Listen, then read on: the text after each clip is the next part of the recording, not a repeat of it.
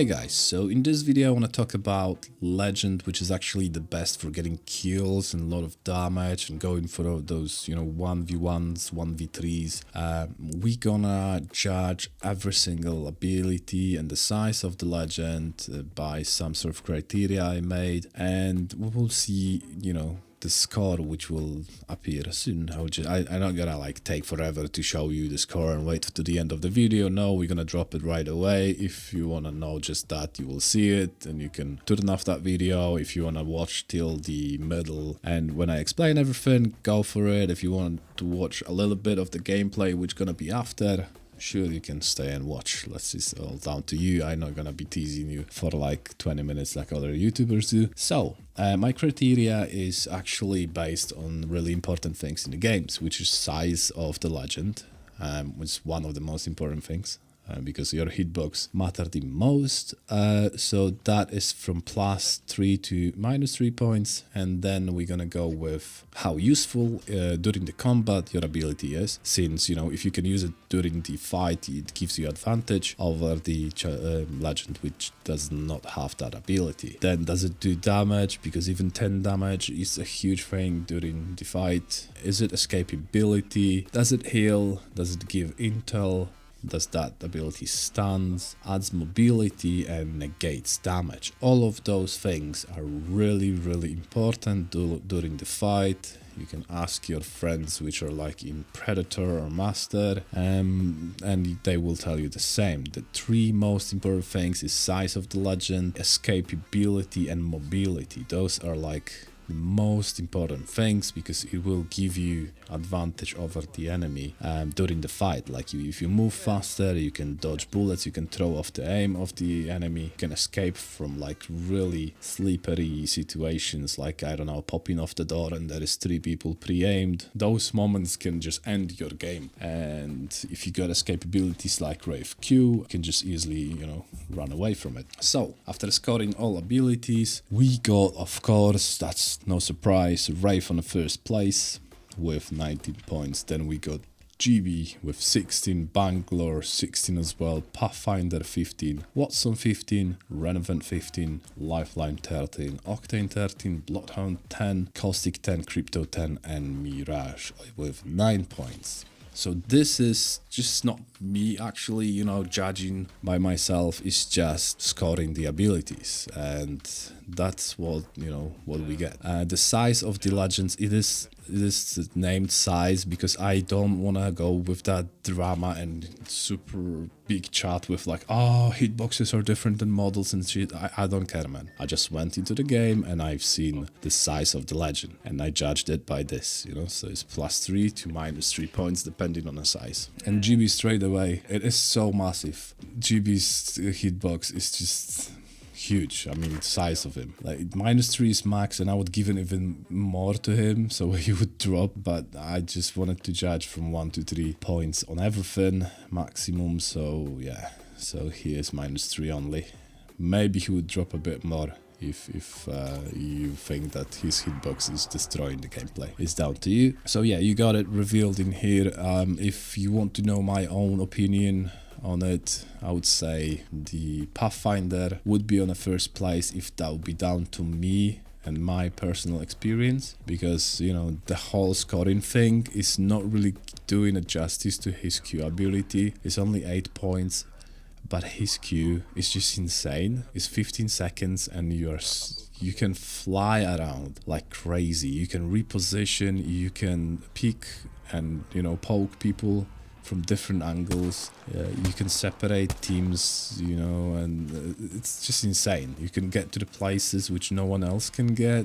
There is lots and lots of things we can talk about, but I believe Pathfinder would be on the first place if that would be my opinion for champions which are one of the best for getting kills and getting damage in games. And then I would agree with rest. Maybe Caustic and Bloodhound might be a little bit misjudged in here as well, just because intel and the way you can play really defensively as a Caustic, but then you can get squeezed because of that by the team. And Bloodhound, if you know how to use his ultimate properly, you can get a lot of cool and cool plays, and you can just dominate people. He moves so fast that you cannot allow people to heal up. You can just be like, you know, really annoying pest and just stick to the enemy when normally everyone else would disengage. You can dodge those bullets and you can just, you know, keep poking the enemy. So yeah, I would say Bloodhound could be a better champion for getting those kills if you know how to play him. I would agree with rest. If you want to know my opinion on all of those above, I don't know, Wraith, she's great. The Q is just insane. Even though they gave that nerf to the Q, Wraith's Q, still 35 seconds with golden helmet drops down to I don't know how much, but it's just still good. You can pull it twice the fight with golden helmet. Like the fight will stretch a little bit, you can use it twice in one fight, which is insane. And Portal, of course, crazy ability. You can do lots of tricks with it. So yeah, she's great, and the size of the hitbox is just so tiny that yeah, that gives you huge advantage. GB, I personally don't like to play him. I can understand why he's getting such huge scores on every single ability of his, and I agree, you can use him really well. I've seen the game where someone did like, what, 8k damage. And I believe that's, you know, that's just because he was GB. Like, he could go away with fights 1v1 and just face to face, you know, lasering each other, and he will come on top just because, you know, of that hand shield, which is now 50 HP, but still it is 50 plus your armor is, you know, still that. Depending on the weapon you use, you can say that someone missed some bullets, you know. If he would even laser you properly full mag, you're not gonna receive full mag, and enemy will.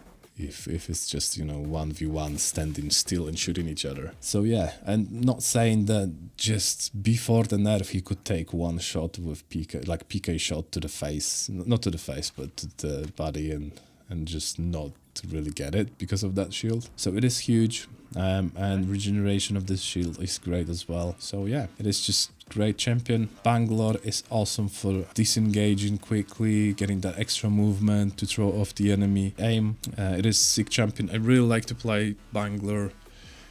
Just because she's like really Counter-Strike champion, just because of those smokes and everything you can play with. In this season, Bangalore is kinda there are some minuses for her. Like she's not shining like in season 1 because you can have a lot of golden stuff now, so golden scopes are really common. If you're gonna get golden scope early, you can just wreck enemies just through smokes with your wingman, but your enemies now can have golden scopes as well really quickly. And if they're gonna lay hands on the golden scope quicker than you, then you're kind of screwed. So you can kill even your whole team if they don't have scopes and enemies do. You need to be careful with that one. Wattson.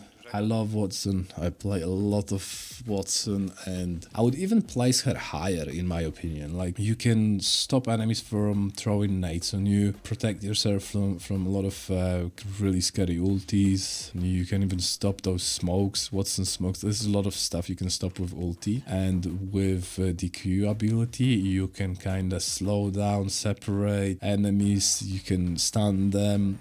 I had a lot of situations when people zip in through my gate and I'm getting like squad wipes because they just zipped through and they were stunned, and they were getting PK'd one after the other. So it is a great legend, but you need to know how to play Wattson, and you need to spend a lot of time to know places, know tricks and everything to pull it off. Relevant, I don't have much to say about this champ. I don't like him. He's like, it's not my game style. He got a decent score in here, I can tell, but I don't really feel his abilities. I'll just pass on comment on that one. Lifeline is played too much. People play Lifeline like crazy, and to be real, 25% on healing as a passive is great and all, but now you can get gold shields so easily. It is kinda, it's a good early. You can get a lot of kills with her, I bet, because early people don't have gold, so landing in cities and stuff, you can pull it off. You will have the little advantage on the early game, but that would be it, I would say. Octane, I can understand mobility is a decent thing on Octane, but then you damage yourself, and your ultimate on Octane, it is a great idea, but then the speed with which you fly and the predictability of the flight you will take, the path. It's so easy to track. Like if you are good with leading your weapon, it's not really that hard to laser someone down before he will fall. I've seen that many times, especially when someone tries to run away from you and he jumps like predictably, you know, just straight. You can just laser that guy. Literally, we will die more often by jumping off the launch pad than just running straight. So I don't really like Octane because of that. Other than that, it's great. Passive is not that useful because it's really slow, but still it's decent. Bloodhound with the recent buff, it's good. I bet you can get a lot of kills with him. You can get a lot of damage because you can track enemies, so it's easier to find people. Now you can like scan through whole series, and it's not that easy to actually locate where did you scan from, since the circle is getting, you know, it's getting really big. Yeah, I bet you can get a lot of kills because you can track people. So if you got like decent raw skills, Bloodhound would be a decent choice. Caustic is just too passive. Big hitbox, really passive. Bombs are great, your traps are great, but then it's too passive to get a lot of kills. That's just my opinion. Crypto, definitely not champion, which can go for like solo high score things. You need to have like super raw skills, mechanics to get a lot of kills on him. Mirage, you can pull off some things with Mirage. Kinda misjudged in here. Should be somewhere, I guess, in the middle. But by the skills, you can tell by abilities that he does not shine for 1v1s, 1v3s. You know, the clone is not really that good of a throw-off. Maybe in 1v1s, you know, someone will start shooting on a clone and you get that little advantage. It is great. Ulti, still, it is nice, but mostly for flanking people and surprising them from behind, fight openers. But it is more team-based thing. You know, they fight with them and then you can just use ulti and sneak behind them. For escapability, it's okay-ish, but not great, really. So, yeah, and your passive is just saving you that when you got golden shield, you can kind of pop it right away and hope that no one would realize. And yeah, that would be it, guys. So let me know in comments, what do you think about that? Who you would put in the top 5, and do you want to have something similar about the ranked games and characters which are kind of team players, you know, the best team players, let's say, in Apex Legends. Enjoy the rest of the content and see you guys on the next one.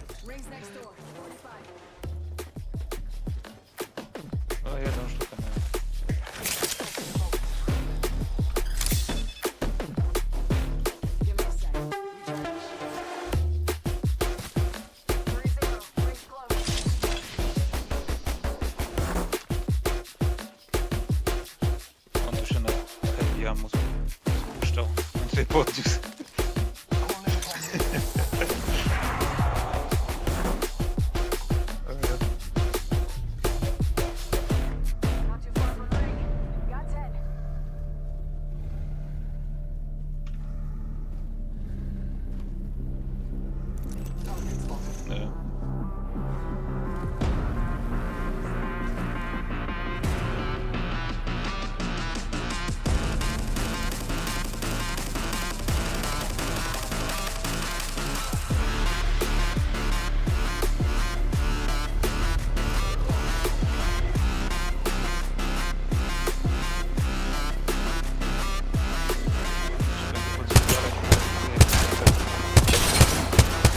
Działo się szybko.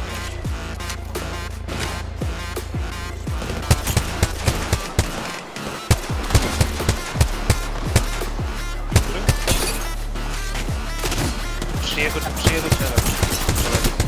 55 zbity? Nie mam szybszego.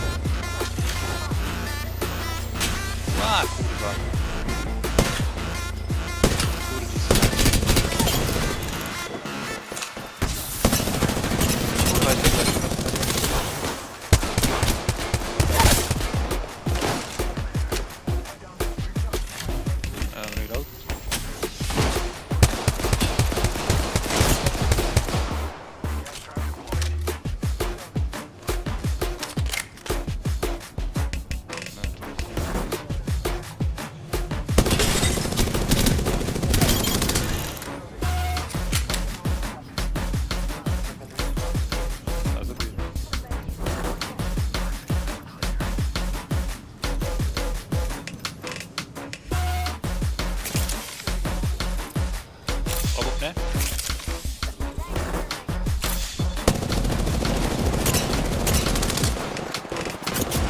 Prawie leży.